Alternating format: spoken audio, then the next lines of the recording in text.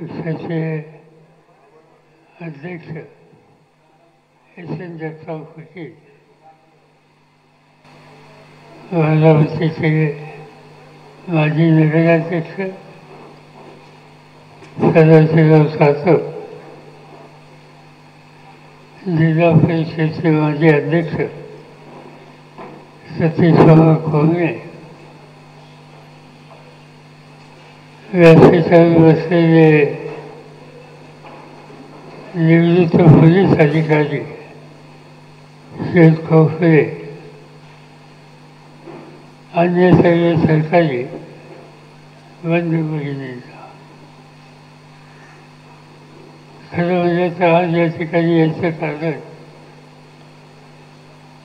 लोकसभेची निवडणूक झाली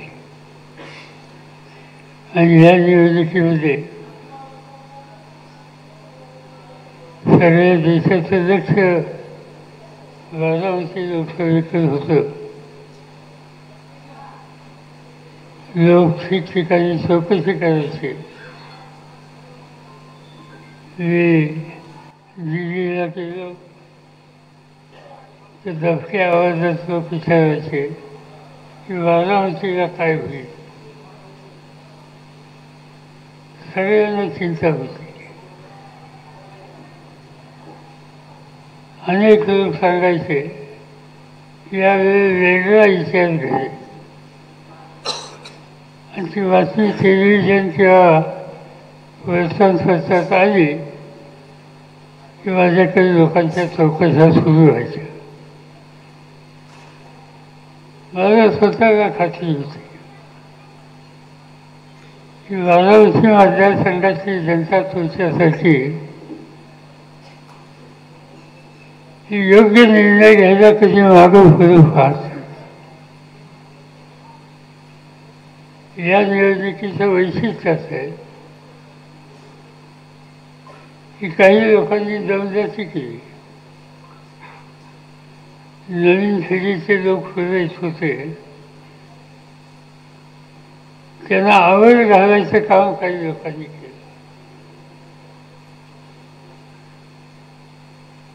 निवडणुकीच्या प्रचाराला गावात गेल्याच्या नंतर गावाचे पुजारी होते, त्यांचा काही पत्ता लागला नाही. कुठं गायब झाली व्हायची. सगळी नवी पिढी आली आणि तिने ताबा घेतला. पदावर जे बसले सगळे त्यांचा काही पत्ता लागत नव्हता. मालेगाव कारखाना असेल, सोमेश्वर कारखान्याचे संचालक असतील, जिल्हा बँक असो, पंचायत समिती असो, या बारामतीच्या दूध संघ असो, या संस्थेमध्ये जे जे काम करतात त्याचे बहुसंख्य लोक या निवडणुकीत दिसत असतात. काय भानगड होती मला माहिती.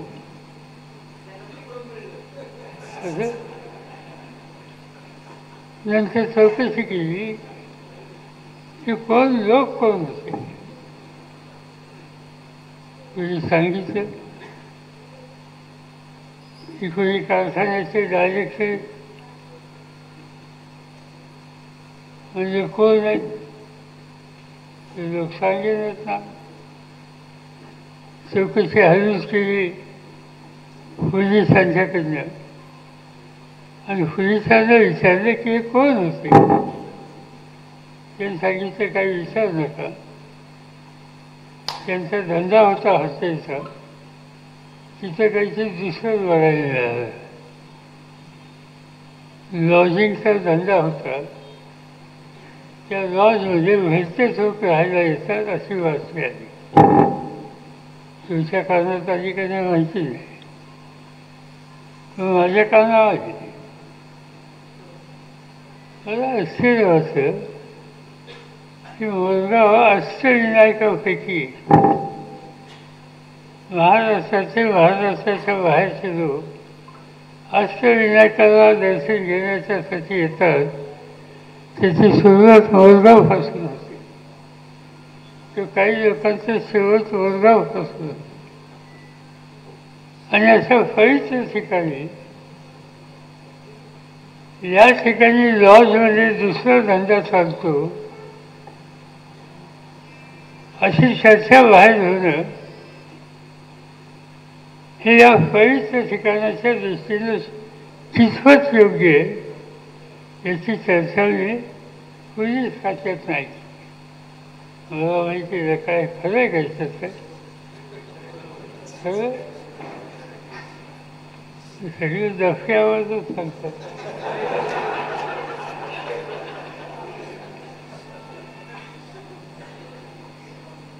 आणि आता हीच मंडळी कालच्या निवडणुकीमध्ये वेगवेगळ्या कामात होती. निवडणुकीचं काम केलं कुणी सगळ्या देशामध्ये महाराष्ट्रामध्ये मी बघतोय की यावेळची निवडणूक ही सामान्य लोकांनी तरुण पिढीने कष्टकऱ्यांनी हाताळली. मी स्वतः शिवसेनेचे नेते उद्धव ठाकरे आणि काँग्रेसचे नेते आम्ही एकत्र माझ्या घरी बसलो आणि आम्ही ठरवलं की आपण तिघांनी मिळून निवडणूक लढवायची. दुसऱ्या बाजूला देशाचे प्रधानमंत्री मोदी साहेब आणि मोदी साहेबांनी महाराष्ट्रामध्ये 18 दौरे केले, 18 ठिकाणी सभा केल्या. विचारायला माहीत नव्हतं की त्या 18 ठिकाणी ते गेले त्याचे 10 ठिकाणी त्यांचा उमेदवार पडला. आणि म्हणून परवा मी सांगितलं उद्या दिल्लीला जाईन त्यावेळी भेटून सांगेल की मोदी साहेब तुम्ही जिथे जिथे गेला त्याचे 50% 60% लोक पराभूत होतात. उद्या आता महाराष्ट्राच्या विधानसभेची निवडणूक होणार आहे, तुम्ही जास्त इथे या म्हणजे काय असेल ते आम्हाला बघायला मिळेल. निवडणुकीमध्ये दहशत कधी असता कामा नये, कारण ही लोकशाहीची लढाई आहे. लोकशाहीमध्ये शेवटच्या माणसाचा मताचा अधिकार हा निर्णय घेतो. म्हणजे प्रधानमंत्री असो आणखीन कोणी असो, प्रधानमंत्री मोदी साहेब ते महाराष्ट्रात आले आणि ठिकठिकाणी सांगितलं लेडी गॅरंटी. तुम्ही ऐकलं होतं का? मोदींची गॅरंटी नावाने काही चाललं नाही, ही गॅरंटी काही कामाला आली नाही. आणि त्याचा परिणाम कुणी किती दमदाटी दिली, कुणी किती गॅरंटी दिली, मोठ्या मोठ्या सत्तेच्या ठिकाणी बसणारे लोक पुन्हा पुन्हा महाराष्ट्रात आले तर 48 खासदारकीच्या जागा महाराष्ट्रामध्ये होत्या, त्याच्या 30 जागा आम्ही लोकांनी जिंकल्या. राष्ट्रवादीच्या वतीनं मी तर 10 जागा उभ्या केल्या. किती आणि आले किती बघा, तुमचे फास आहे. आणि माणसं कशी साधी माणसं. नगरला जाऊन चौकशी करा कोण आले. काही कारखानदार होते, साखर कारखान्याचे डायरेक्टर होते, धनवान होते, फाटका माणूस पण लोकांच्यासाठी काम करणारा. कोरोनाचं संकट आलं, कोरोनाचं संकट आलं, त्यांचा तालुका फाळणे 16,000 लोकांची व्यवस्था केली. हा ग्रस्त 1 वर्षभर घरी गेला नाही. ते 16,000 पेशंट्स होते, त्यांची सेवा केली आणि बरं करून त्यांना घरी पाठवलं. हा साधा माणूस आम्ही उभा केला नगरच्या जनतेने त्याला विजय केला. नाशिकमध्ये जा, तिथे एक शिक्षक आम्ही उभा केला आणि तो शिक्षक त्या ठिकाणी उभे केले आदिवासी समाजाचा. त्याच्या विरुद्ध केंद्राचे एक वंशी उभे. निवडणूक झाली, मतं मोजली, केंद्राचे वंशी त्यांचा पराभव झाला आणि भगले नावाचा आमचा शिक्षक त्या ठिकाणी मोठ्या मताने विजयी झाला. रेवंजी म्हणून गावाला माहिती असते, तिथं आम्ही बालू मामा नावाचा कार्यकर्ता उभा केला. त्याच्या विरुद्ध केंद्र सरकारच्या सरकारमध्ये असलेले वंशी उभे झाले. सगळे म्हणजे कुठलं बालू मामा, वंशाच्या विरुद्ध निवडणूक झाली. मी सगळे 2-3दा गेलो होतो. मतमोजणी झाली, वंशी गेला बाजूला, आमचा बाजू आवाज निवडला. हे सगळं चित्र सांगतोय की 10 लोक उभे केलेले हात आले हे तुम्हीच आता सांगितलं. हे चित्र बदललं आणि त्याचं महत्त्वाचं कारण या राज्याच्या जनतेनं हा निकाल घेतला होता की सत्तेचा गैरवापर जे लोक करतात त्या सत्ताधाऱ्यांच्या पाठीमागं उभं राहायचं नाही. फाटकी माणसं आम्ही लोकांनी दिली, ती जनतेने निवडून दिली. बारामतीमध्ये सुफियताची 4थी निवडणूक. तिचं वैशिष्ट्य हे होतं, 3दा याच्या आधी तुम्ही निवडून दिले, पण देशाच्या पार्लमेंटमध्ये लोकसभेमध्ये हजेरी लागते आणि 90% ते 98% हजर राहणारे खासदार कोण त्याची यादी केली. त्याच्यात पहिल्या 3मध्ये सुफियाचं नाव आलं.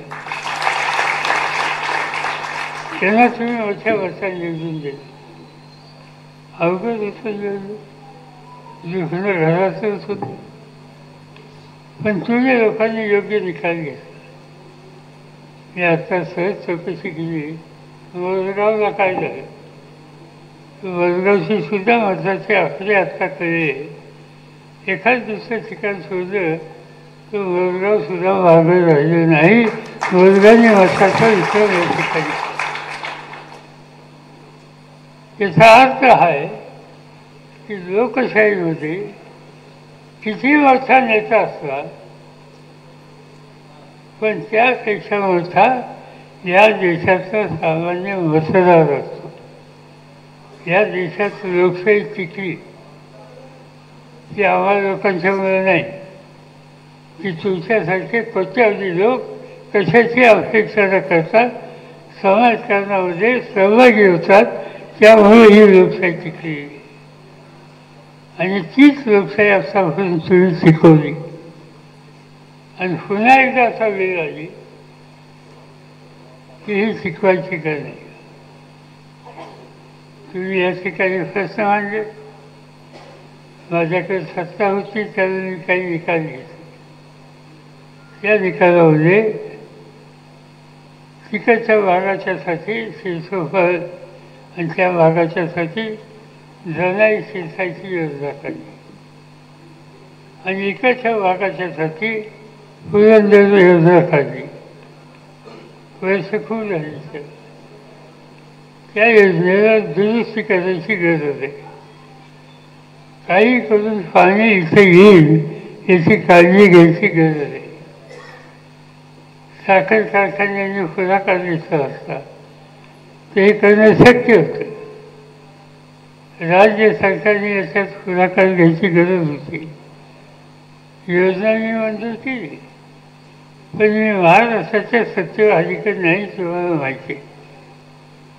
आणि ज्यांच्या हातात सत्ता आहे त्यांनी ही योजना नीट चालेल, जिल्ह्यात भागामध्ये तुमच्या वसगावापर्यंत किंवा खाली अन्य गावाची जोडी वापर करेल, तिथं पाणी कसं जाईल याची काळजी घ्यायला हवी ती घेतली गेली नाही.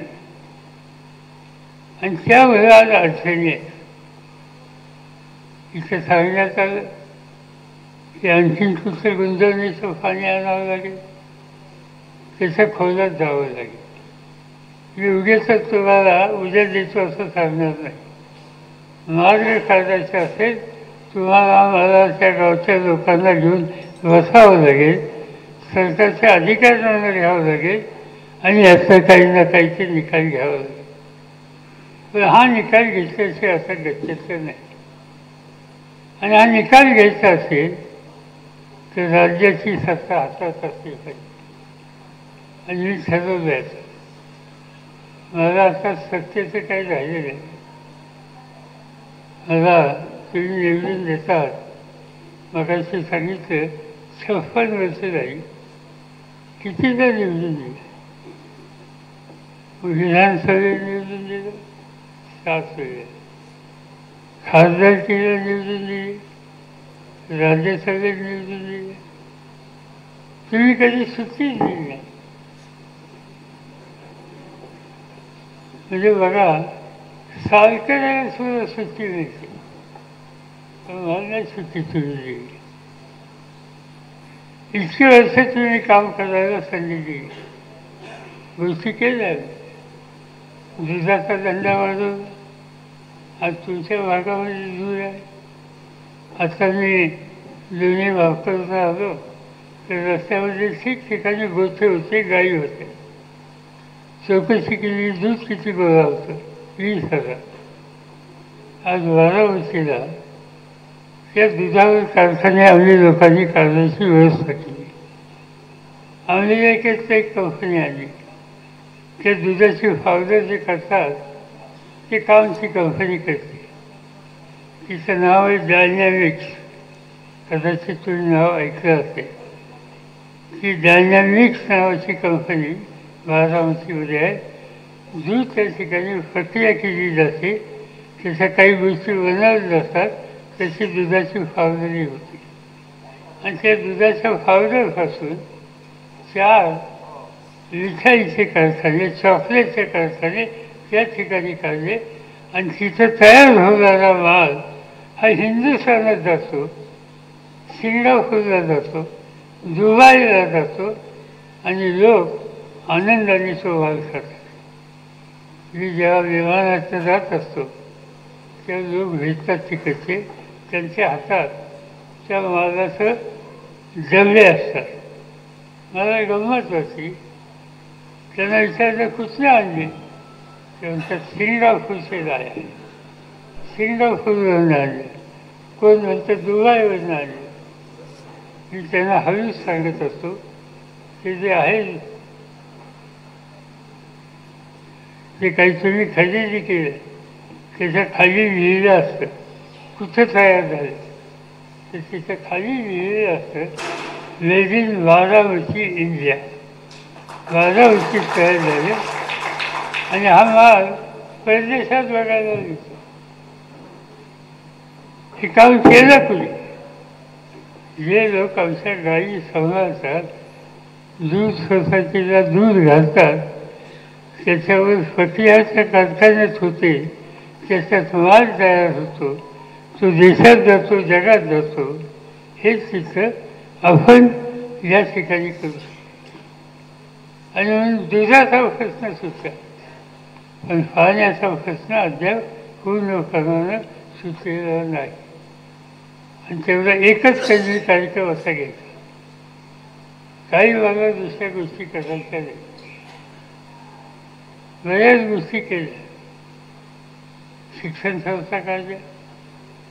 बारामतीला विद्यापतीच्या नावाची संस्था काढली. 1972 साली मी सुरू केली. आज 35,000 मुलं शिकतात. नाव ऐकलंय विद्यापतीचं. रयत शिक्षण संस्थेचा मी अध्यक्ष आहे. इथे शाखा आहे. आज रयत शिक्षण संस्थेचा मी अध्यक्ष आहे. तिथं 4 लाख विद्यार्थी शिकतात. समान महाराष्ट्रामध्ये. मालेगाव साखर कारखान्याच्या वर मालेगावला इंजिनिअरिंग कॉलेज काढले. आत्ता मला जी काही पत्र दिली त्याची 2-4 मुलांची फसं आहे की त्या कॉलेजला आम्हाला जायचं होतं. विद्यापीठ त्यांच्या इंजिनिअरिंग कॉलेजला जायचं होतं. तुम्ही सोमेश्वर कारखान्यावर जा, रस्त्याला तिथं कॉलेज काढलेलं आहे, त्याचं नाव वाचा. माझं नाव तुम्हाला त्या ठिकाणी बघायला आहे. सोमेश्वर कारखान्यावर शिक्षणाची सोय केली. म्हणजे एका बाजूनं शेती अडचणीच आहे, पण कमीत कमी आमची पुढची पिढी शिक्षित झाली पाहिजे, जगात कुठे गेली पाहिजे आणि यशस्वी झाली पाहिजे, घर चालवायला उपयोगी पडली पाहिजे. आणि पाणी, शिक्षण, नोकरी या सगळ्या गोष्टीत लक्ष घालायचे. आणि ते करायचं असेल तर राज्य सरकार आपल्या हातात असलं पाहिजे. आणि मी ठरवले की तुमची मदत मिळणार याची मला खात्री आहे. मी इथं न येता तुम्ही लोकांनी कष्ट केले आणि सुफियाला मतं दिली, त्यांना निवडून दिली. तेव्हा मी काय आलो नव्हतं सांगायला. तुम्ही कष्ट केले सगळे. आता मी सांगायला आलो. आणि मी सांगायला आलो मला काही झालं, किती दिवस लागो, पण पाणी आणि तरुण मुलांच्या हाताला काम या 2 गोष्टीच्यासाठी लक्ष केंद्रित करणं, एवढा एक कलमी कार्यक्रम हा माझ्यासारखा होईल. आणि त्याला मलगाव असो, आजूबाजूची गावं असो, त्या सगळ्यांचं सहाय्य हवं आहे. आतापर्यंत तुम्ही कधी नकार दिला नाही, याही वेळेला देणार नाही याची मला खात्री आहे. आणि तेच काम आपल्याला करायचे, त्याची तयारी सुरू ठेवा एवढंच या ठिकाणी सांगतो. आणि तुम्ही मोठ्या संख्येने या ठिकाणी आला त्याबद्दल तुम्हाला सगळ्यांना धन्यवाद देतो आणि पुढच्या कामाला जायला तुमची परवानगी घेतो.